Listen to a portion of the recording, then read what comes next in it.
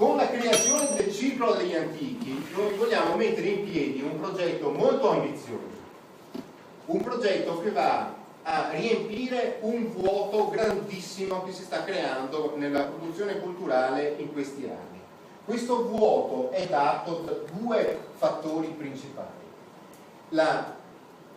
presenza di tirannosauri culturali come la Biennale e le varie fondazioni tra le città, che organizzano eventi spettacolari di potenza inaudita che attirano migliaia di persone e possono gestire innumerevoli quantità di denaro e di potere contrattuale nei confronti delle amministrazioni,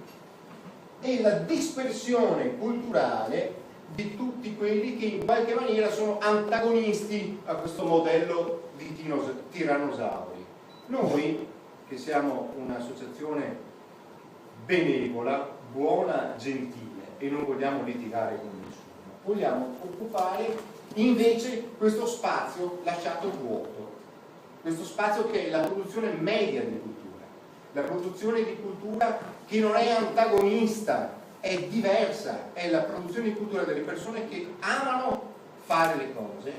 e gli piace stare insieme con gli altri, appunto, divertirsi divertendo,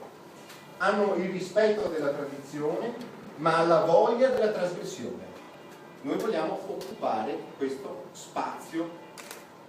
altrimenti completamente vuoto. Per fare ciò abbiamo bisogno della partecipazione vostra, perché del nostro impegno. Noi pensiamo che questo non è un processo che si sviluppa nell'arco di pochissimi giorni, è un processo lungo che vogliamo sviluppare a lungo, vogliamo che si distribuisca caoticamente, ovviamente, nell'arco di alcuni mesi e forse anche anni. Il Circolo degli Antichi è un contenitore di attività, è un contenitore di attività legate soprattutto allo spirito della compagnia di calcio,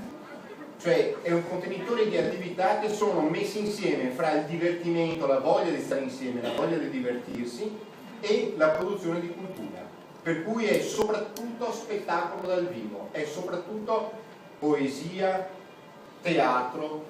musica, gastronomia, storia e tutte le arti e scienze umanistiche. È anche ricerca moderna, è produzione di cultura attraverso cinema, fotografia, web, video e arte contemporanea, tutte quelle cose che riescono a comunicare qualcosa. Sono stato lunghissimo, lo so, ma potrei essere ancora più lungo volendo.